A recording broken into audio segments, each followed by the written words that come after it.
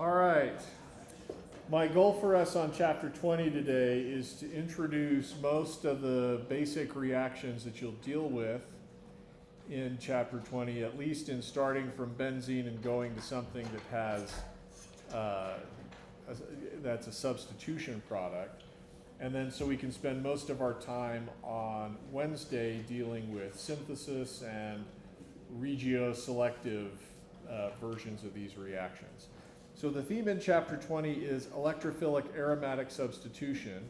It is that you can use benzene as a nucleophile in the same way that you used to use pi bonds in general as nucleophiles, but that you have to have a really reactive electrophile. And the reactions go through a high energy carbocation intermediate, which isn't aromatic anymore. So here is benzene. I'll show you the general theme of the reaction. What I'll show you here is going to be true for basically all of the versions of electrophilic aromatic substitution, or EAS, that we will do in chapter 20. I'm going to be general at this stage. This is just a really reactive electrophile, and this is going to come in a lot of different forms. Pi electrons from the benzene ring will attack the electrophile. Which bond should you show attacking the electrophile? Doesn't matter, because you know actually that the pi electrons of benzene are in orbitals like this. The lowest energy one is here. It's one of these two, pi 2 or pi 3, that does the attacking. They're equal in energy, doesn't matter which. So from the perspective of our mechanism, we will simply choose one of the pi bonds of benzene and draw an arrow from it to the electrophile. By doing that, we are communicating that you're breaking one of the pi bonds of benzene and you're making a new sigma bond between one of the carbons of the benzene ring and the electrophile. So, and again, you know, if we want to number these carbons 1 and 2, which one gets the bond with the electrophile? For benzene, it doesn't matter. If we already had something on the benzene ring, it will matter, and I will teach you how to deal with that situation. But let's suppose the new sigma bond goes between carbon 1 and the electrophile. That would mean that carbon 2 has a positive charge on it. At this stage, it will be useful to draw in the hydrogens on carbons 1 and 2, which were implied but not shown. Notice that this intermediate is no longer aromatic because it is not fully conjugated. We have one sp3 hybridized carbon in the ring now. We've broken conjugation. However, and this is just a high energy carbocationic intermediate.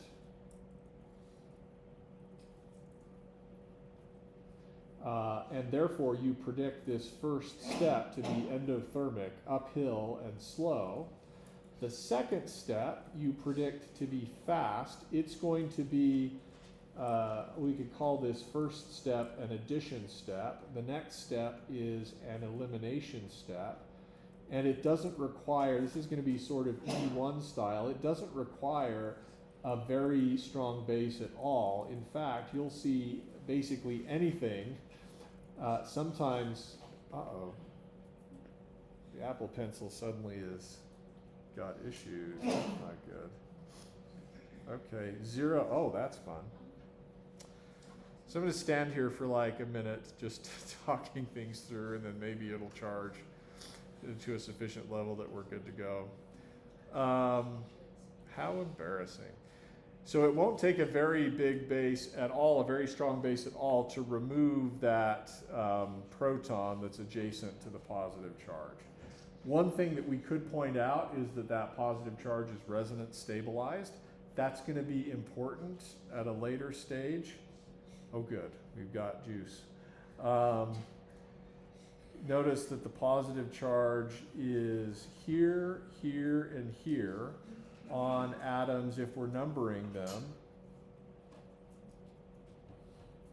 2, 4, and 6, but not on atoms 3 and 5.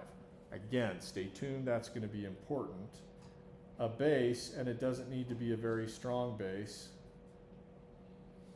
is going to remove the proton on the sp3 carbon. Electrons will kick down.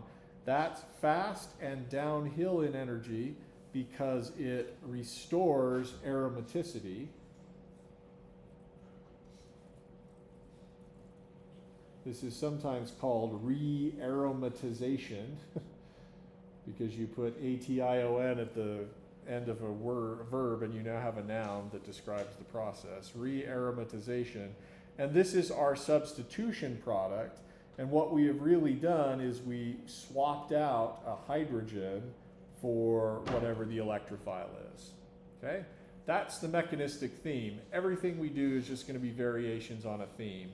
The reactions, and I think there's 5 of them in this chapter, 5 electrophilic aromatic substitution reactions. They're going to differ in how the electrophile is made, but once you make the electrophile, you've got the same pattern from then on. Okay? So we're going to go through these pretty quickly because they all follow a similar pattern. I want to cover as many of these reactions as we can today, because where it gets complicated is what happens if there's already something on the benzene ring, and how does that influence which carbon gets the new bond with the electrophile. We likely won't get to that today, but we need to get through the reactions, at least what the products are for these simple reactions so that you can understand that. So we'll begin with what's called aryl halogenation. This is using a halogen as the electrophile. Usually you can't just use bromine or chlorine by themselves. Usually bromine and chlorine by themselves are not reactive enough to react with the benzene ring. Usually you need a Lewis acid catalyst. A Lewis acid is an electrophile. It's something with a low energy empty orbital. And the Lewis acid catalyst is going to make bromine, Br2, more electrophilic, and that's going to catalyze the substitution reaction where we replace a CH bond on benzene with CBr bond. You could do this with chlorine as well. The Lewis acid catalyst you'd use for chlorine is iron chloride. People always ask at this stage, do you have to have the Cl on the iron match do you have to make sure that your chlorine here matches what's on the iron? Presumably you do, because that's what the text shows you. I'm not sure why. I don't have a great answer for that. Let's show you how the electrophile is generated. It turns out that bromine, as you know, has lone pairs on it. And then FeBr3 you can think of as an electrophile that has a low energy empty orbital on the iron. It's okay if that's not immediately obvious to you. You'll need to accept that on faith, because we haven't really talked about how to think about orbitals on transition metals. If you want to know more about that, you should go talk to my colleagues David Michaelis or Dan S., who know a lot about transition metal elements. But this makes a new bond between one of the bromines of Br2 and iron. If we're following along with formal charge, the bromine should be positive and the iron should be negative. This process basically turns what used to be sort of a good leaving group on bromine, you know, something a nucleophile could attack Br and then Br minus could leave, and that's a good leaving group, to something that is now a super good leaving group. So we've souped up the reactivity of Br2 by converting one of the Brs into a super good leaving group. At this stage, what we will do is now identical to what I showed you before. Benzene will attack the bromine and the leaving group will leave. That's the addition step. Here's the carbocationic intermediate with the positive charge on carbon 2 that is resonance stabilized. And then a base can remove a proton. I'm not going to say what the base is. It is probably Br minus. Probably Br minus leaves from iron, because iron is just a catalyst. And then it's probably Br minus, which is, even though it's a very weak base, is a good enough base to remove the proton and re-aromatize to get us to that product. Okay? Questions about aryl halogenation?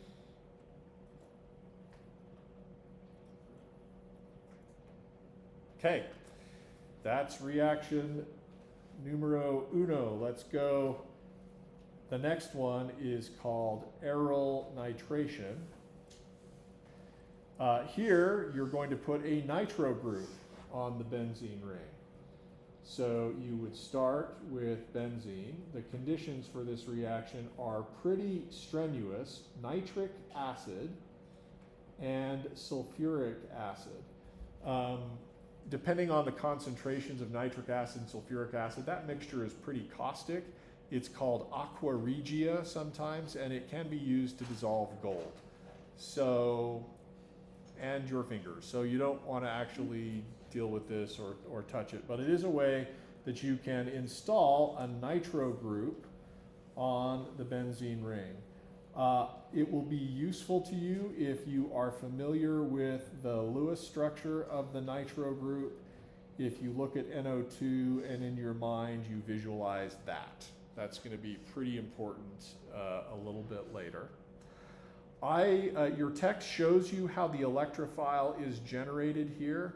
It's not hard, but it's also not important for what we want to do. So I'm going to gloss over that. The electrophile is simply NO2 plus. For some of you, just jumping ahead to the electrophile is going to be unsatisfying, and so I offer you this quick talking point. Use acid to protonate this OH group to turn it into a good leaving group, then have electrons on this oxygen kick down and kick off the good leaving group, and you'll end up with NO2 plus. All right. In any case, what you'll draw is pi electrons attack the nitrogen. If we stop there, we'd have too many bonds to nitrogen, so we have to break a nitrogen-oxygen pi bond and move it out onto the oxygen. That should look vaguely like addition of a nucleophile to a carbonyl. That will lead to the familiar intermediate, where we formed a new bond to nitrogen, a new sigma bond to nitrogen, and a positive charge on carbon 2, which we will get rid of using probably the conjugate base of sulfuric acid, HSO4 minus,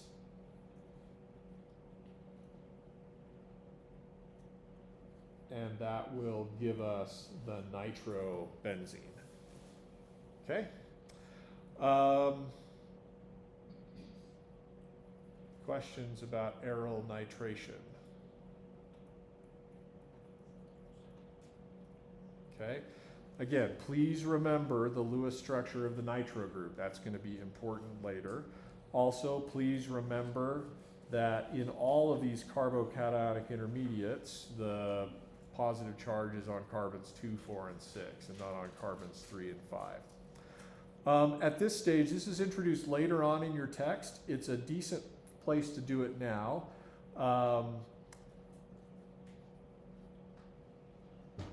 There are interesting synthetic things you can do with nitrogen, with the nitro group. The nitro group is an oxidized form of nitrogen, and it can be reduced under a set of familiar conditions. I won't show you the mechanism for this reaction because I don't know what it is. It uses hydrogen as a reducing agent, and it uses palladium on carbon as the catalyst, but that will actually reduce the nitrogen-oxygen bonds in the nitro group to nitrogen-hydrogen bonds. And that actually dramatically changes the nature of the group on the benzene ring. When the nitro group is there, we call that a nitrobenzene. When an amino group is there, we call that an aniline. Why that's such a dramatic shift is not apparent to you right now. That's okay. We'll talk about that probably next time.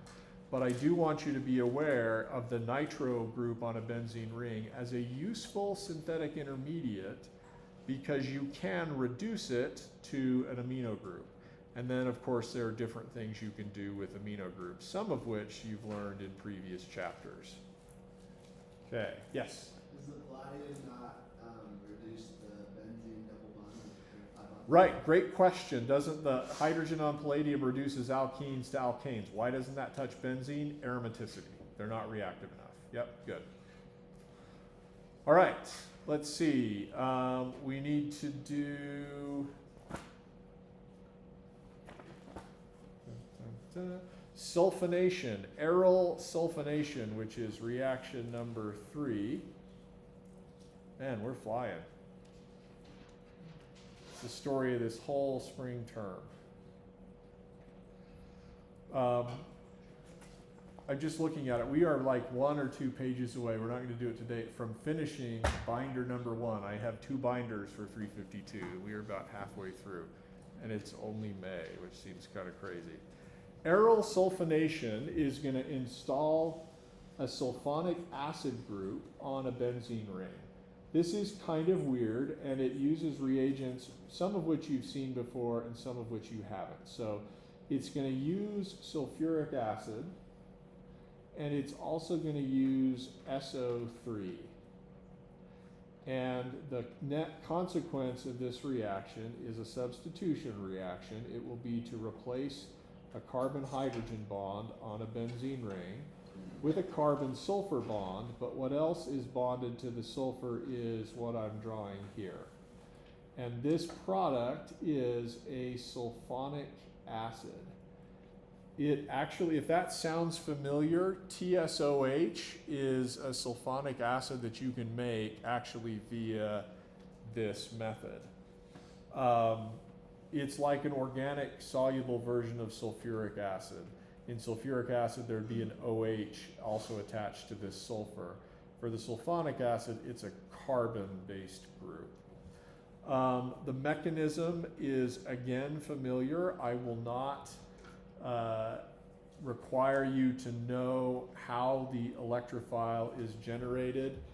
I will draw it here just briefly for us to talk about.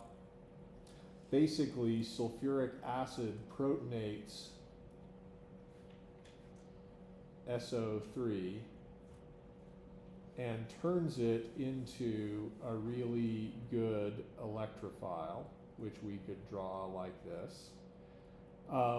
By the way, when you're dealing with sulfur and oxidized states of sulfur, you really have to drop your concerns about how many bonds there are to sulfur.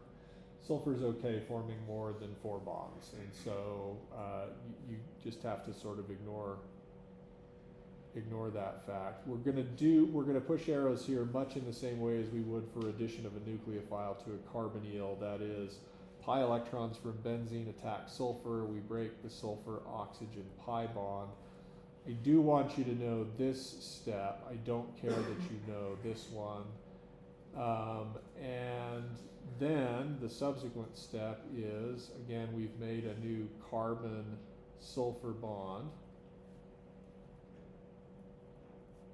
but we've broken aromaticity. We get this carbocationic intermediate with a positive charge that's delocalized on carbons 2, 4, and 6, and then a base, again, probably the conjugate base of sulfuric acid, HSO4 minus, removes the proton adjacent to the positive charge, thereby restoring aromaticity. All right.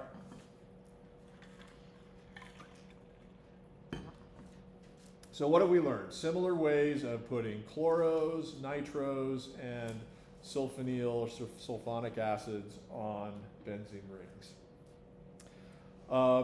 And there's some synthetic utility to that, but these are sort of, with the exception of aryl nitration, which you can take on to aniline, these are sort of endpoint reactions. There's not a whole lot you can do to the bromo group after, or the chloro group after you've attached it to the benzene ring. And there's also not a whole lot you can do to the sulfonic acid once you've attached it to the benzene ring.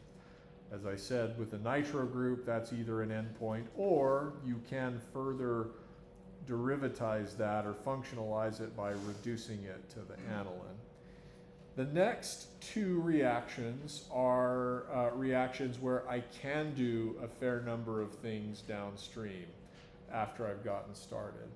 Both of these, after I've completed the reaction, both of these come under the heading of Friedel-Crafts reaction. We're going to start with Friedel-Crafts acylation. This reaction is named after the chemists, the deceased chemists who came up with it, organic chemists, second perhaps only to their love of really cool heterocycle names, is the ability to name drop reactions by the discoverers thereof. And again, if you're trying to impress people, you do this all the time.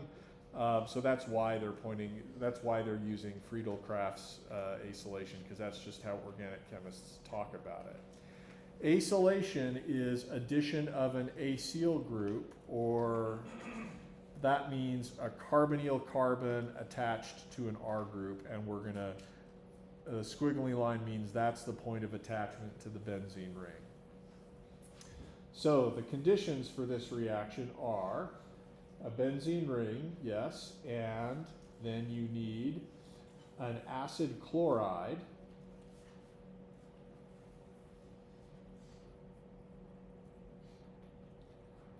but acid chlorides themselves are not reactive enough, so you need a Lewis acid catalyst, and in this case it's aluminum trichloride. Usually at this stage somebody asks, why do we use aluminum for Friedel-Crafts but we use iron for the halogenation? Don't know. Presumably one works better than the other in the different contexts.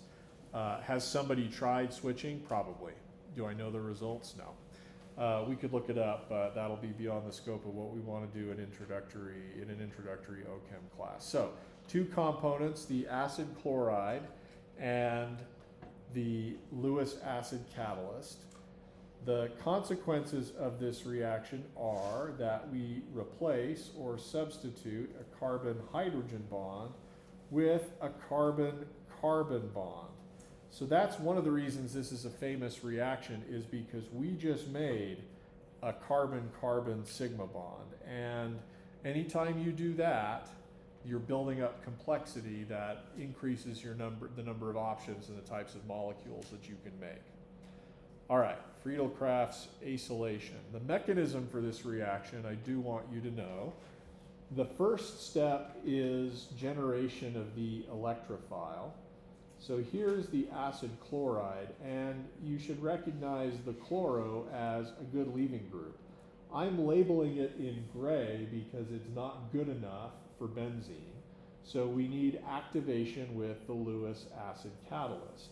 Aluminum is a Lewis acid catalyst. If you look at the periodic table, it's one row down from boron, meaning that aluminum, when it's neutral, should have an empty p orbital on it.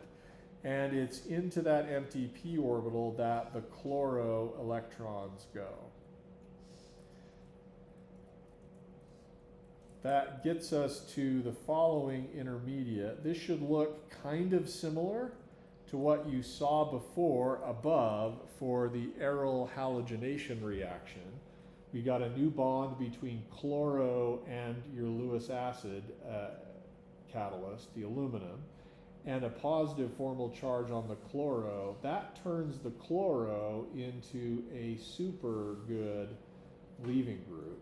So good that it's thought that lone pairs on the neutral oxygen of the carbonyl actually kick down and do elimination chemistry and the leaving group leaves.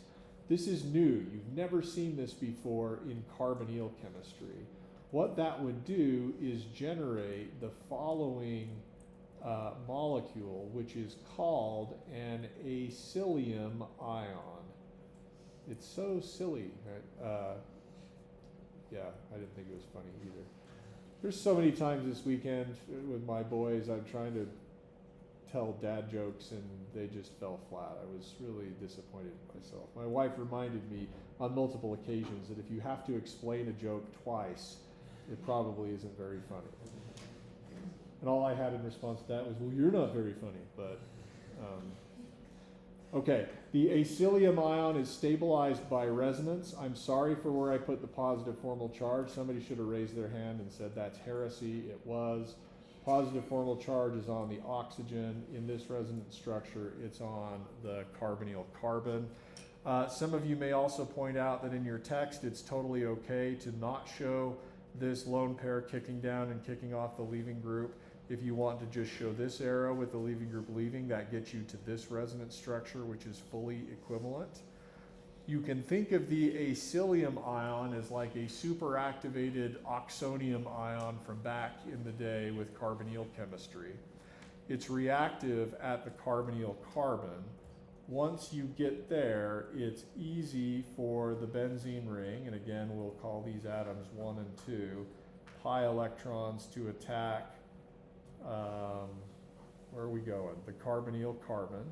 You can either do it that way, just towards the top resonance structure of the acylium ion to indicate the formation of a carbon-carbon bond, or if you want to use the lower structure, you're going to need a second arrow to break the carbon-oxygen pi bond, sort of as a carbonyl type addition step. If you do that, then the next intermediate looks like this. Positive formal charge on carbon 2, new bonds to carbon here, and another carbon-hydrogen bond here. And again, it's probably Cl minus that's our base here. Probably the leaving group that left at this stage was AlCl4.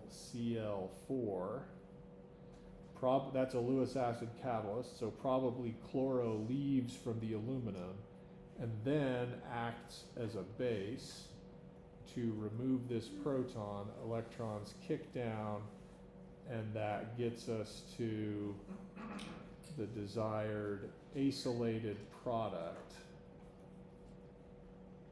an acylbenzene.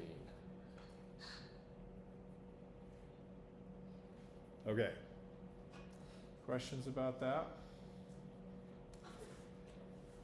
There are some limitations on Friedel-Crafts acylation reactions. We will talk about those at a later date when we start thinking about, and by a later date, I mean Wednesday, when we start thinking about synthesis. There are some cases where it doesn't work particularly well. We'll talk about that.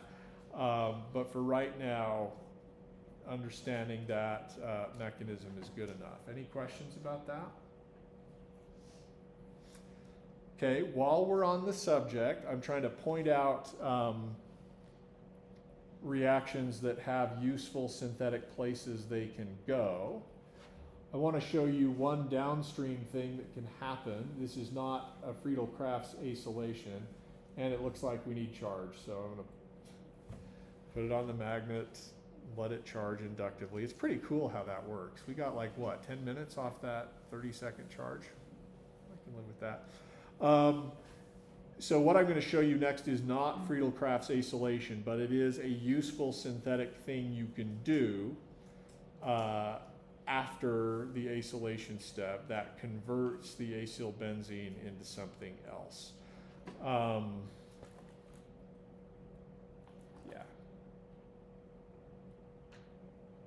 See whether we got it now. Yes. Okay, we got 5 minutes. So there are actually, and I'm sort of sorry, I feel like I need to apologize for the text on this point. Your text presents two sets of conditions that do the same thing here. And why you would use one versus the other, it doesn't tell you. Sometimes in organic chemistry, we like to just have multiple options. So if you use zinc metal, usually ground up into dust, and HCl, you can reduce the carbonyl not to the alcohol, but actually all the way to the alkane. So you're replacing the two carbon-oxygen bonds in the double bond to, you're replacing them with carbon-hydrogen bonds. And there are names associated with these reactions that I'm going to get wrong if I try to say them, because I'm going to get them mixed up, and I don't want to look them up in the text at this point. The other option is to use, this is if you don't want to use zinc, you can use a molecule that's called hydrazine, which is also a component of jet fuel, and hydroxide, sodium hydroxide. The mechanism for this reaction using hydrazine and hydroxide actually is known, and it's not too hard, and I would love to show it to you, but I'm choosing not to because I don't think we have enough time and it doesn't necessarily add to the class. If you want to see that reaction or talk about it, it involves loss of nitrogen gas. It's kind of cool, but I will try to restrain myself. This is a way of converting the ketone in the acylbenzene into an alkane. So instead of an acylbenzene, now you have an alkylbenzene. That's a pretty dramatic shift, though the reason it's dramatic may not be apparent to you at this stage, and that's fine. But I do want you, when you see an acylbenzene, I do want you thinking about, okay, there's a way I could reduce to the alkane. Of course, you can also do other things. For example, that's a ketone. You can make imines, acetals, all of that stuff that you've seen before. All right, questions about that? Fire hose day, isn't it? At this point, you're just resigned to your fate. You're all sitting there just taking it now. I'm sorry. All right, the last reaction that we'll talk about today is also a version of the Friedel-Crafts reaction. It's called Friedel-Crafts alkylation, and it's where you go straight to the alkyl group. Notice that up here we made the acyl group first, the acylbenzene, and I told you there's a way to get from the acylbenzene to the alkylbenzene. And now you're like, you just totally wasted our time if there was a way to get to the alkylbenzene directly. I didn't waste your time. There's a reason you want to do what I showed you above synthetically, and we'll get to that. But in Friedel-Crafts alkylation, the thing you're attaching to the benzene ring is an alkyl group rather than an acyl group. So, as an example, you might start with benzene. Again, it's a substitution reaction. You're going to use an alkyl chloride and the same Lewis acid catalyst, aluminum chloride. And the product is going to be a new carbon-carbon sigma bond between one of the sp2 carbons of benzene and an sp3 carbon, the one that had the leaving group attached to it, which I'm highlighting here in gray. You need the Lewis acid catalyst to turn the chloro leaving group into a much better leaving group. So what I'm showing you here will actually be real similar to what you saw above. We convert the sort of good, but for our purposes relative to benzene, meh leaving group into a super good leaving group with a positive formal charge on the chlorine. What happens next depends on the identity of the alkyl halide. So I've shown you a primary alkyl halide here. Because leaving groups don't generally leave on their own from primary carbons, what we're going to show is sort of an SN2-like mechanistic step where the benzene ring is the nucleophile. We attack the carbon that bears the leaving group, and the leaving group leaves. That's going to generate our now familiar intermediate with a positive charge on carbon 2, new bond with the alkyl group on carbon 1, probably Cl minus leaving from aluminum, removes the proton and restores aromaticity. As before, please notice that the carbocationic intermediate is resonance stabilized with the positive charge on carbons 2, 4, and 6. And then we've made this new carbon-carbon sigma bond. I'll show you a variation on this.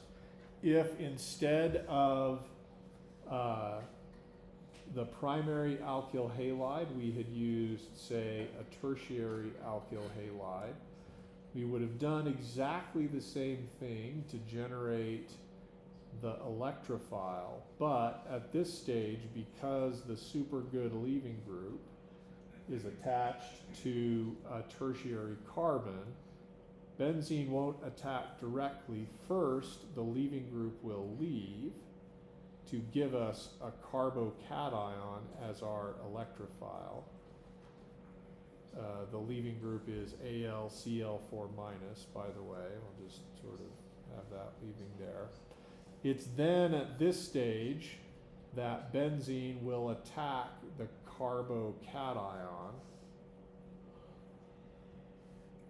and that's going to get you to the familiar intermediate that's no longer fully conjugated, and then Cl minus as a base will remove the proton, thereby restoring aromaticity.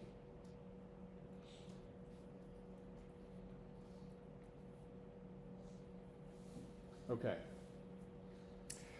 A couple of things, questions about that?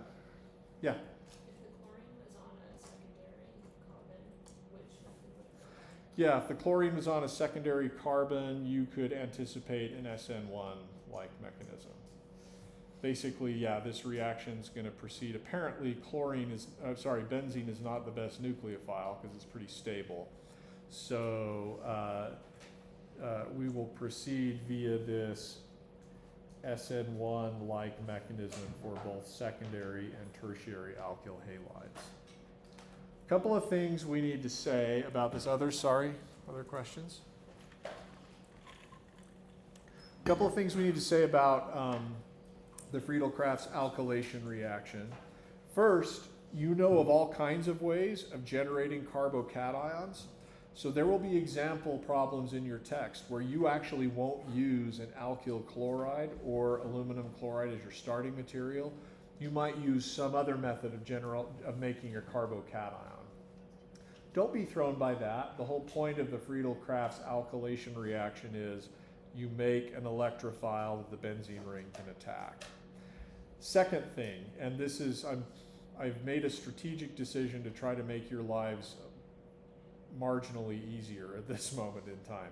And that is, your text points out that because you make a carbocation, all of the horrible things you've ever learned about carbocation rearrangement come into play again. We're going to ignore that. In part, not because you can't do it, because I know you can, and it's not that hard, but they do introduce a weird, not even carbocation rearrangement that happens with some primary alkyl halides. And though it's true, it's just not worth it. Now, so you're going to read some stuff in the section on Friedel-Crafts alkylation about that. Trust me in the study guide when I say we're not going to worry about carbocation rearrangements in Friedel-Crafts reactions. Also understand that as you look at the solutions manual, they may show you some of that, and you're going to be okay with that. Okay? You're going to see next time that, and especially as you read in the chapter, that the text will take some synthetic steps to avoid carbocation rearrangement. You're going to propose a synthesis, and you're going to be like, why the heck didn't they do it my way? And the answer might be because you are ignoring carbocation rearrangement like I told you to, and we're going to be fine with that. Okay, well, we got sort of where we needed to be, so that concludes today's lecture. I will see you Wednesday.